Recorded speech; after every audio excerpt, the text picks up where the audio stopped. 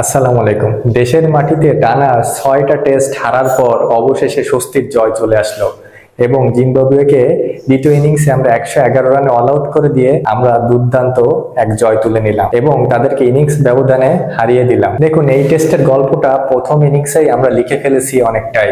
এমনই কিন্তু হয়েছিল, কারণ আমরা ৪৪৪ রানের পাহাড় সম রান তুলেছিলাম তাদের ২২৭ রানের বিপরীতে। এবং এই টেস্ট জেতার পিছনে ক্রেডিট কিন্তু ব্যাটসম্যানদেরও তেমন, বোলারদেরও তেমন, কারো ক্রেডিট কম দেখার সুযোগ নাই। এবং এই টেস্টে দুর্দান্ত কামব্যাক করেছে বাংলাদেশের ওপেন থেকে শুরু করে বাংলাদেশের লোয়ার মিডিল অর্ডার ব্যাটসম্যান পর্যন্ত, এবং শেষ ব্যাটসম্যান পর্যন্ত এই টেস্টে গুরুত্বপূর্ণ ভূমিকা পালন করেছে। এবং বল হাতে তাইজুল ইসলাম থেকে শুরু করে মেহেদী হাসান মিরাজ সবাই দুর্দান্ত করেছে এই টেস্টে। প্রথম ইনিংসে তো তাইজুল ইসলাম ৬ উইকেট নিয়েছে এবং দ্বিতীয় ইনিংসে নিয়েছে ৩ উইকেট, ৯ উইকেট নিয়েছে। এবং মেহেদী হাসান মিরাজ দ্বিতীয় ইনিংসে পেয়েছে 5বার এবং সাথে যুক্ত হয়েছে তার সেই দারুণ দৃষ্টিনন্দন 100টি, যেখানে দ্বিতীয় দিন শেষে বাংলাদেশ ৭ উইকেট নিয়ে শুরু করে বাংলাদেশের লিড ৩৫০ হবে কিনা সেটা নিয়ে একটা দুশ্চিন্তা।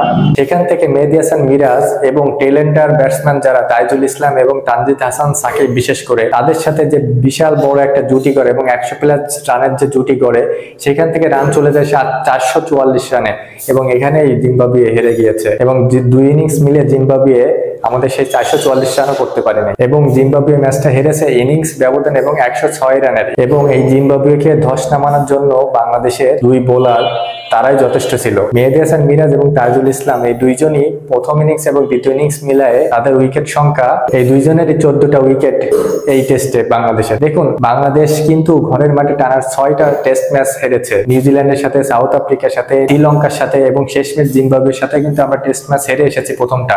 সেখান থেকে শুরু করে বাংলাদেশ দ্বিতীয় টেস্টে যে কামব্যাকটা করলো, যে দুর্দান্ত খেলাটা খেললো, সেটা কিন্তু আপনাকে অবশ্যই মনে রাখতে হবে। এবং এই টেস্টে কিন্তু অনেক কিছু পাওয়ার ছিল, অনেক কিছু দেখার ছিল ব্যাটসম্যানদের, বোলারদের, সেটা কিন্তু সবাই প্রমাণ করেছে। আদমান ইসলাম এবং আমাদের এনামুল হক বিজয় ৩ বছর পরে জাতীয় টিমে এসেছে, তারা কিন্তু ১০০+ রানের জুটি করেছে, যেটা দীর্ঘ ১.৫ বছর ধরে কোনো ব্যাটসম্যান, কোনো ওপেনিং জুটি আমাদের করতে পারেনি। আদমান ইসলাম কি দুর্দান্ত ইনিংস খেলেছেন ১২০ রানের এবং কি দৃষ্টিনন্দন ৪-৬ ফুলঝুরি ফুটিয়েছেন। এবং এনামুল হক তার ক্যারিয়ারের সেরা ইনিংস খেলেছেন এই টেস্টে কিন্তু, এবং তিনি কিন্তু ১০০+ রানের জুটি করেছেন। এটা কিন্তু দেখার বিষয় ছিল যে এনামুল হক বিজয়কে ডিপিএল এর মাঝপথ থেকে সরাসরি জাতীয় টিমে চান্স দেওয়া হয়েছে, তিনি কিন্তু তার প্রমাণ রেখে, এবং তার উপর কিন্তু অবশ্যই ভরসা রাখতে হবে আপনাকে। এবং বিশেষ করে বলতে হয় মেহেদী হাসান মিরাজের কথা, তিনি কিন্তু একজন যে পরিপক্ক অলরাউন্ডার হয়ে উঠেছেন সেটা কিন্তু অবশ্যই তিনি বারবার তিনি প্রমাণ করছেন এবং এই টেস্টেও ভালোভাবে প্রমাণ করলেন। এবং বাংলাদেশের একমাত্র আন্ডারডগ প্লেয়ার তামিম ইকবাল টেস্টের প্রথম ইনিংসে ৬ উইকেট পাওয়ার পর তিনি কিন্তু তার স্ট্যাটাসটা বলেছিল যে সব থেকে অবহেলিত বলার